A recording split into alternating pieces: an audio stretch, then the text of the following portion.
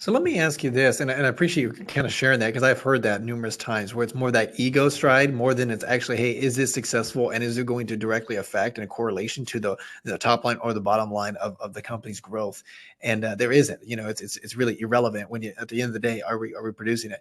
I want to ask you this because I found this very interesting in this industry specifically, where you obviously let me ask, as a holdco, you need to have methodologies and processes. Now, the technical aspect, right, coming from the CRM to the technical, things that you're operating to make sure everything is streamlined to even the docs and all that stuff, right?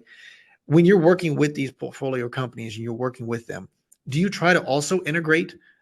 Maybe they're using some HubSpot and you want to get them over to XYZ software to be able to integrate it because your holdco is using that as streamlined across every other portfolio company. Is that really?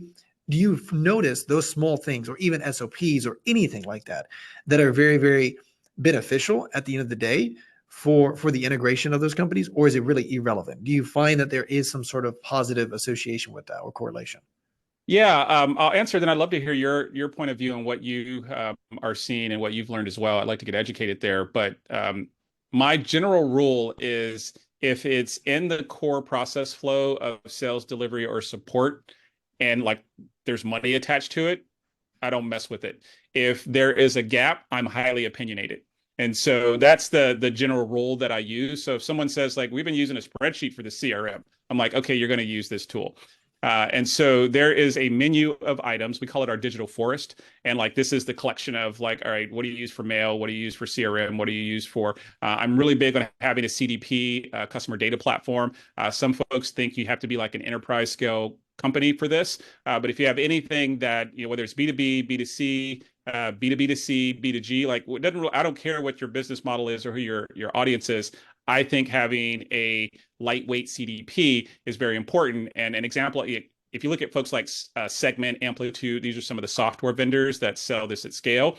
We use very simple iterations of this, but it's effectively doing event tracking for every stage of the customer. So if you have a high touch, high ticket product and your funnel has, direct sales or what have you in it, it's different flow than if you have low touch, more of a consumer, type of funnel for some low ticket item. But regardless of that, you're trying to get all of the touch points. Did they open the email? When did we send the email? Did they land on the website? What was, did they give us their email? Was there a sales call booked? It's the basics of what people are saying. Well, that's just CRM data. The CDP is trying to collect as much of that implicitly as possible. It's not just about the SDR, somebody like typing into a system and logging data, like that's fine. But we know that is incomplete and you're always going to have gaps in that data, even when folks are following a process. So I think it's really important to have a list, a menu of these items.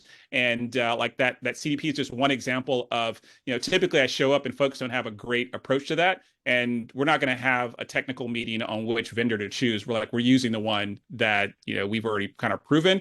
And so I think it's a bit controversial. I've heard different folks do different things. I have a friend who he runs one of the portfolio companies at Tiny. Tiny is a firm run by Andrew Wilkerson.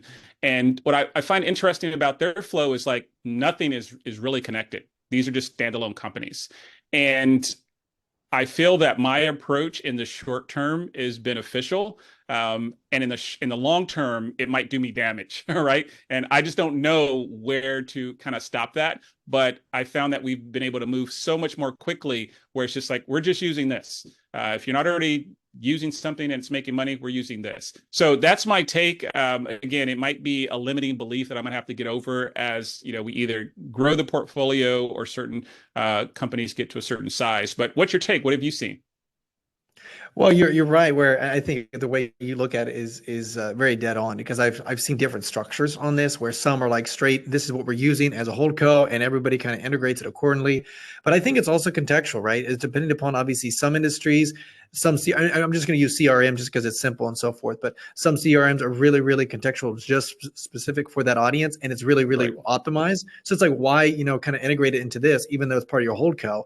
What I found is the way they structure a lot of times is they have like their portfolio manager, the operations that obviously manage all their portfolio companies, that individual tends to be it has high acumen in a lot of those different technologies, so that at the end of the day, they can obviously kind of integrate it and so forth. But like you mentioned, as a holdco itself, they don't have like too much of a strict standard and say, hey, you have to go into this, XYZ, software or vendor or whatever. Because at the end of the day, it may be very contextual depending upon their industry and whatever. But LaShawn, I think the way you look at it is spot on.